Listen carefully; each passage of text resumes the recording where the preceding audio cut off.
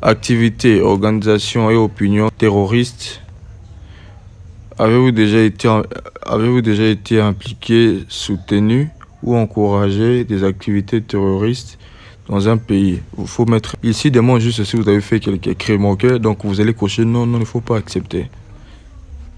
Avez-vous déjà été membre ou apporté votre soutien à une organisation impliquée dans le terrorisme? Non.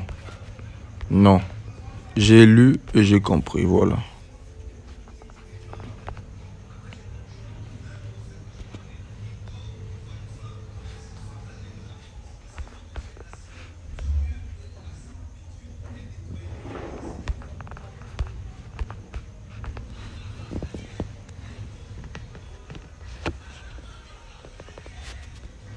Personne de bonne moralité. Avez-vous, dans le cadre de votre emploi ou autre, entrepris une activité rémunérée ou non rémunérée pour le compte d'un gouvernement non britannique que vous savez être dangereuse pour les intérêts ou la sécurité nationale du Royaume-Uni? Vous mettez simplement non. Avez-vous déjà participé à d'autres activités qui pourraient indiquer que vous n'êtes peut-être non? Y a-t-il d'autres informations sur votre caractère, votre comportement? Non. Voilà. Vous allez lire ça vous-même lorsque vous remplissez votre formulaire. Il faut lire tous les détails, ok? Vos antécédents professionnels. Avez-vous déjà travaillé pour l'un des types d'organisations suivants? Armée, voilà, gouvernement, service de renseignement. Donc si vous avez déjà travaillé pour l'un des types d'organisations, vous allez crocher oui. Si ce n'est pas votre cas, vous crochez simplement « Je n'ai occupé aucun des emplois mentionnés ci-dessus ». Voilà. Informations complémentaires sur votre candidature. Si vous aviez besoin d'ajouter plus d'informations sur votre candidature, si vous avez envie d'ajouter quelques informations ici, donc vous allez mettre ça ici. Le cas contraire, il faut continuer. Vérifiez vos réponses. Ensuite, ici, vous allez vérifier toutes vos réponses, ok? Les réponses que vous avez mis, ok? Donc ici, vous allez maintenant revoir ça. Au cas où il y a une bêtise, ok? Vous allez simplement cliquer sur chargement. Vous cliquez sur chargement et puis vous modifiez votre question. Ensuite, vous enregistrez encore. On est d'accord? Voilà. Pour mon cas, j'ai vérifié. Tout est bon, donc il n'y a pas des erreurs. Ensuite, je continue. Maintenant, ici, troisième partie, documents obligatoires. Ces documents sont obligatoires et doivent être fournis dans le cadre de votre candidature. Crochez la case pour vous engager à fournir chaque document. Le passeport, donc il faut crocher que vous avez un passeport que vous allez fournir. Autres documents, vous pouvez également envoyer ces documents pour étayer votre candidature, preuve de fonds dont vous disposez et auquel vous avez clairement accès. Vous cliquez oui. Après avoir soumis votre candidature, vous devez fournir vos documents à notre partenaire commercial.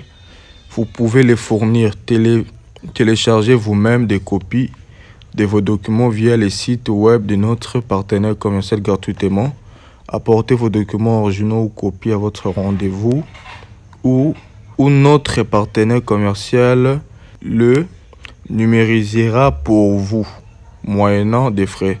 Donc ici, si vous souhaitez vous-même télécharger vos documents, parce qu'après avoir rempli ces formulaires, donc vous allez passer au paiement des frais de visa. Ensuite, il y aura une partie où vous allez télécharger vos documents.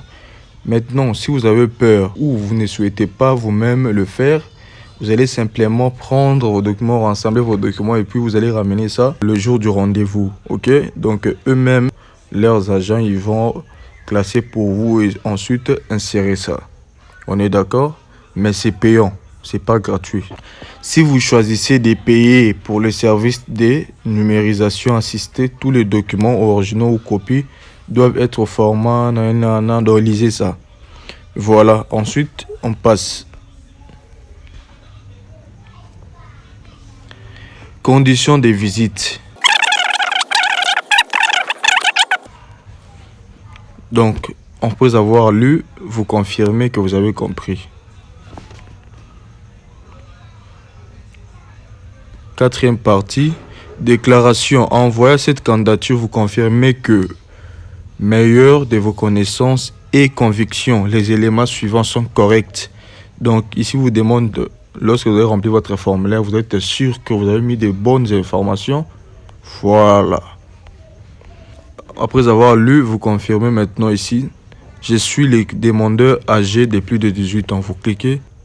Voilà, donc c'est vous-même le demandeur principal. Vous allez simplement cliquer sur « Je suis le demandeur âgé de 18 ans ou plus ». Ensuite, vous accédez. Voilà, maintenant ici, vérifiez vos réponses. Ensuite, vous continuez. Cinquième partie, maintenant c'est la fin. Ici, option des paiements. Choisissez la durée de votre visa de visite. Donc, vous allez choisir simplement 6 mois. Ensuite, vous enregistrez pour vous continuer.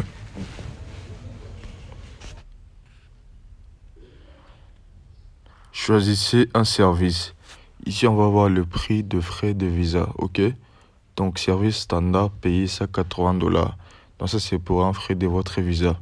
La plupart des gens obtiennent une décision dans les 15 jours ouvrables après avoir assisté à leur rendez-vous biométrique. Après avoir assisté, ensuite, vous aurez une réponse dans les délais de 15 jours. Voilà. Donc maintenant, on va passer maintenant au paiement. Voilà votre paiement. Vous devez payer ça $80 américains. Donc c'est à partir d'ici que vous allez confirmer votre paiement. Une fois vous confirmez votre paiement, ensuite, vous serez directement redirigé vers le créneau pour prendre votre rendez-vous. Donc avec l'Angleterre, il n'y a pas un problème là de rendez-vous comme Maison Schengen. Voilà, nous sommes arrivés à la fin. Merci d'avoir regardé. Abonnez-vous si vous n'êtes pas abonné. Aimez la vidéo, partagez.